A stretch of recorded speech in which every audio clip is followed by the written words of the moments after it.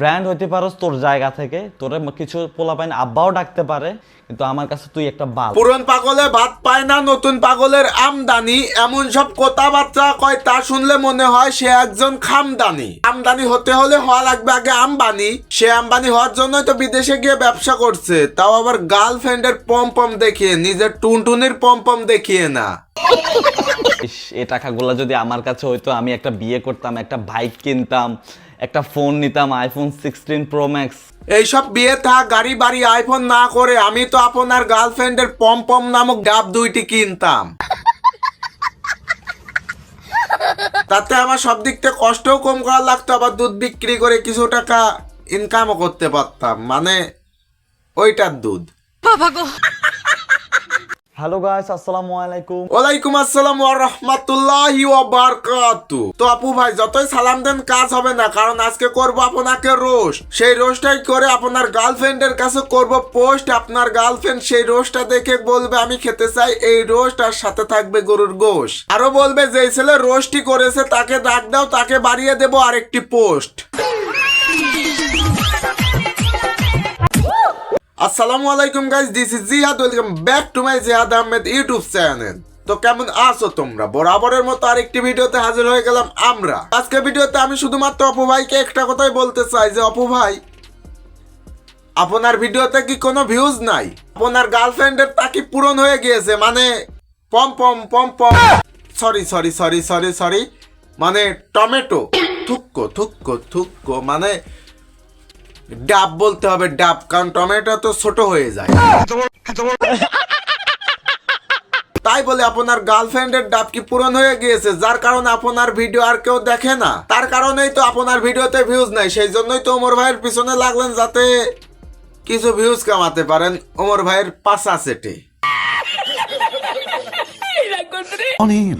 পোলাপাইন আব্বাকে এখনো চেনো নাই? চিনবা 2025 সালে আব্বাকে নতুন করে আবার চিনবা। আপু ভাইয়ের এই ভিডিওর সাথে অমর ভাইয়ের আরেকটি ভিডিও সেটা সেট হয়ে গিয়েছে, সেই জন্যই তো কন্ট্রোভার্সি বেঁধেছে। যারা বলে এই বছরই শেষ, সামনের বছর থেকে এক নতুন আমাকে দেখবেন, বিশ্বাস করেন ভাই, আমি কখনোই তাদের কোনো পরিবর্তন দেখি নাই। মূলত এই ভিডিও নিয়ে শুরু হয় কন্ট্রোভার্সি। তারপরে অপু ভাই 17 মিনিটের একটি ব্লগস ভিডিও করে, তার মধ্যে ওমর ভাইকে অনেকবার নেড়ে নেয়, কারণ সে জানে যে বর্তমানে ওমর ভাই ট্রেন্ডিং কাপাসে। ওমর ভাইকে নেড়ে নিলে সে আবার সমালোচনায় আসতে পারবে, তার ইউটিউব চ্যানেলে আবার একটু বেশি ভিউজ আসবে। Good morning guys, new blog upload হয়ে গেছে, সবাই গিয়ে এখনই দেখে আসো। আচ্ছা ভাই, সবই বুঝলাম। এখন এই কথা বলেন তো, আপনি কি প্যান্ট পরে ঘুমাচ্ছেন নাকি না পরে ঘুমাচ্ছেন? মানে বিদেশের মাটিতে তো অনেকেই প্যান্ট না পরে ঘুমায়, যেমন আপনি। সেই কথাই আমি একটু বলছিলাম। যদি আমার মায়ের দুঃখগুলো টাকা হইতো, তাহলে আমি হতাম পৃথিবীর শ্রেষ্ঠ ধনী। এই এডিটর এখানে ইমোশনাল ক্লিপ লাগালে কেন? রোস্ট করতে গিয়ে তো আমি ইমোশনাল হয়ে পড়লাম। ও আচ্ছা, এডিট তো আমিই করি। আমি আবার কাকে কি বলছি? রোস্ট ভিডিওর সময় সব সময় রোমান্টিক সিন দিতে হয়, কোনো সময় ইমোশনাল সিন লাগাতে হয় না।